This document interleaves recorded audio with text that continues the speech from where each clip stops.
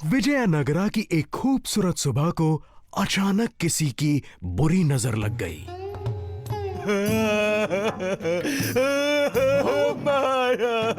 बोलो सेनापति, इतने परेशान क्यों हो? बुरी खबर है।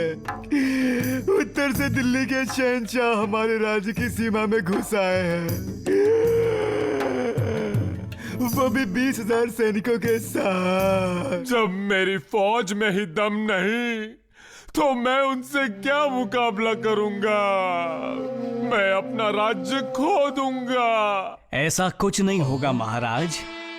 मैं जाकर शहंशाह से बात करता हूँ। हो सकता है बात करने से सब ठीक हो जाए। आप इसे कैसे भेज सकते हैं? यही तो इस सब के लिए जिम्मेदार है। मैं तो कहता हूँ कि राज्य की सेना को कमजोर बनाने के षड्यंत्र के लिए इसे खत्म कर दिया जाए। खामोश राजगुरु, जब देखो शिकायत करते रहते हो। इन पर ध्यान मत दो। रुक जाओ, मैं तुम्हें छोड़ूंगा नहीं।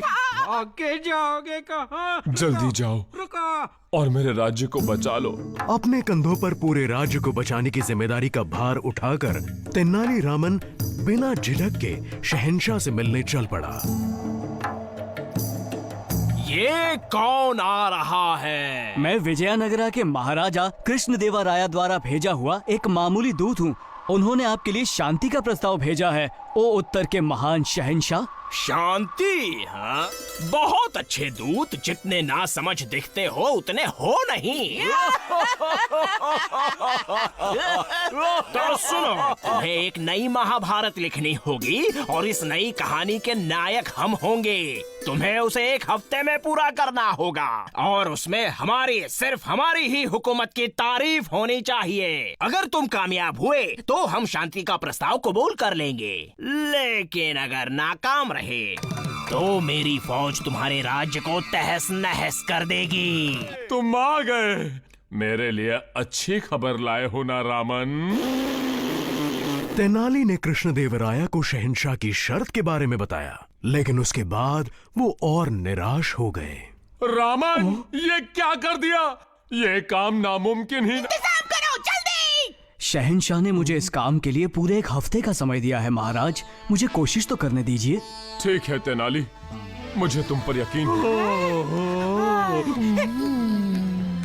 लेकिन याद रहे, इस पूरे राज्य का भविष्य अब सिर्फ तुम्हारे हाथ में है। मैं आपको निराश नहीं करूंगा।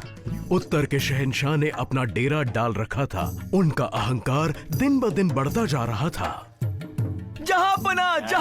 जहांपना, वो दूत पालकी के साथ लौट आया है। उसमें महाभारत तो नहीं होगी?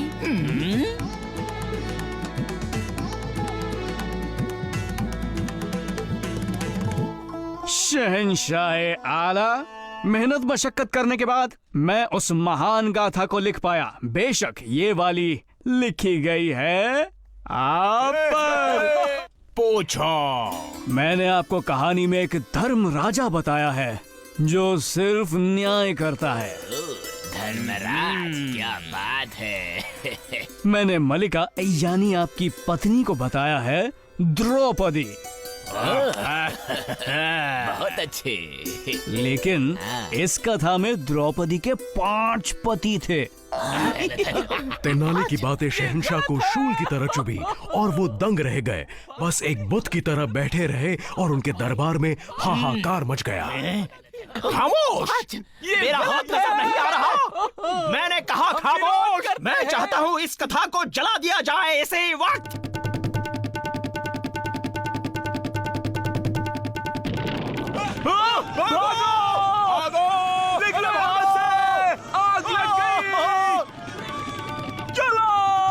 शहंशाह का अहंकार जलकर राख हो गया और वो शर्म से भाग निकले और तेनालीरामन भी महल लौट पड़े ताकि आराम कर सके।